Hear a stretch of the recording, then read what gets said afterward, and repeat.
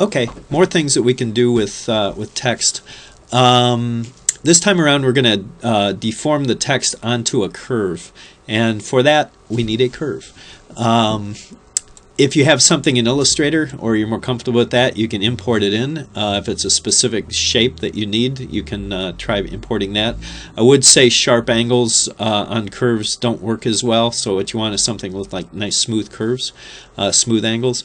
To create one in After Effects, what I'm going to do is first select my text layer, because that's the one I want the curve to be associated with, and I'm going to come up to my pen tool. And the pen tool, if I hold left, click left and hold it, brings up some options here. What I want is just the straight pen tool, the G key, hotkey. And I'm going to come over to my canvas, and I'm just going to click. And then I'm going to click again, but this time I'm holding the left mouse button down and dragging out to get the handles. And then I'm going to come down and just click left again. So if you click left and hold and drag, you get the Bezier handles. If you just click, you get hard right angles like that. So if you need that, that's how you do it. I don't need that, and I prefer to keep this like that. And then I've got the curve that I want, so I'm just going to get out of my pen tool and come back over to my selection tool. And at that point I can grab the points and just move them. If you pull a rectangle across all of them, then you can move the whole thing, like so. And if you pick one with the handles, if you hold shift down, you can lock the handles horizontal, but then asymmetrically bend it out so you can adjust the shape this way. If you hold the Alt key down,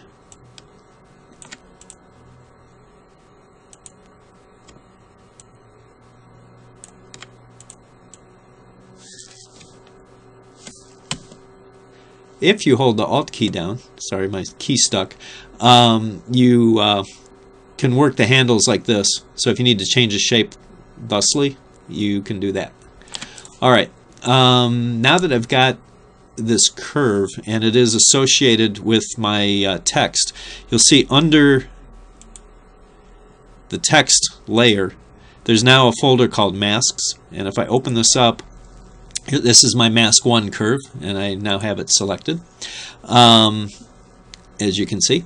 So what I want to do now, under the text there's a path options, and if I open this up, path none, but now it sees this Mask 1, and if I select that, it automatically puts the type on the curve and gives me a bunch of properties. Let's see, if I want to first margin, see, if you animate this, along with the other properties like spreading them out or blurring them, you get these options. So if I wanted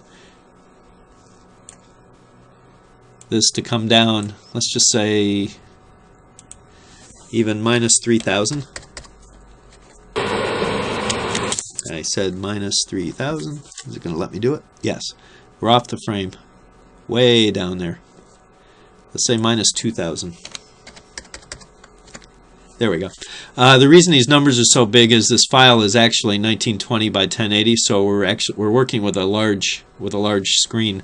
So the numbers to get things off the screen have to be rather large. But you can see how it just goes. Once it's off the curve, it just goes in a straight line in that direction. So I'm going to pop this off.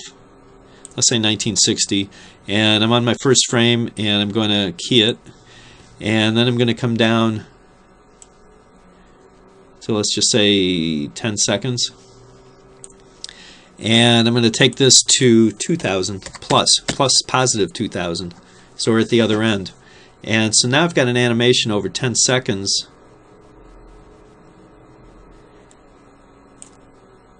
So let's cache this and see what we get.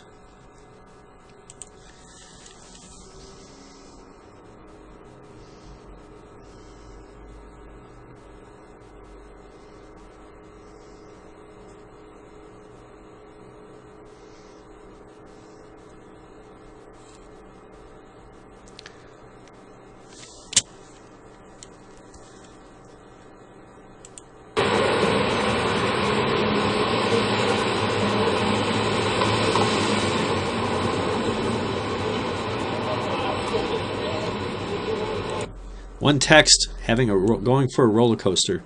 I'll get into this. Actually, the other thing is, if you grab one of these points, you grab my mask, select none, and then select this point. The text stays stuck to it. So if you need a trampoline for your text, that's one way. But if you wanted to do something like that, that's all animatable by animating the shape of the mask. So if you just key, I'm going to come back down here to the beginning, key the mask path, come down. This is going to be kind of slow, but I want it for effect. We'll come down to the 10 seconds. I'm going to grab this guy and move him over like that.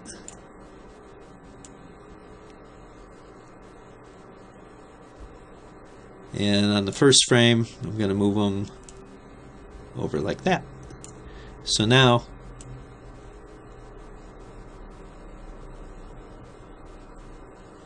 the animations are combining to give you the net result, and that's by keying the first margin on the path and keying the mask path. Basically, the mask path on the VFX side, that's what you use for rotoscoping, but anytime you want to animate the shape of your mask or your mask path, that's the property that you would be keyframing. So, as you can see, the text moves across like that. And if I were to go ahead and cache this,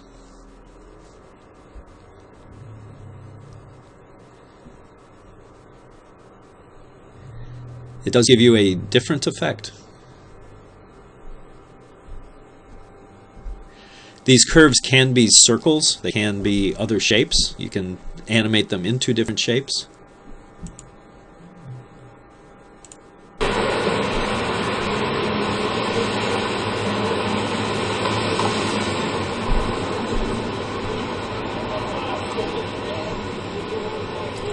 And if you need to draw something with a different shape to start with, I'm going to delete this mask. Just actually, let's put our text back up here. Select the mask, get rid of the animation, delete it. Okay, it's gone. Next to the pen tool is a rectangle tool, which can also be rounded rectangles, ellipse, polygons, meaning just creating points, star tools. If you need to do an ellipse, you can just select that, and when you draw it, you've got a curve like that, but if you hold shift, it'll lock it to a circle, like so. So you could have your text on that. And that's, well, let's keep going a little bit. I think actually I'll do that in the next video. Sorry guys, I'll be back in a second.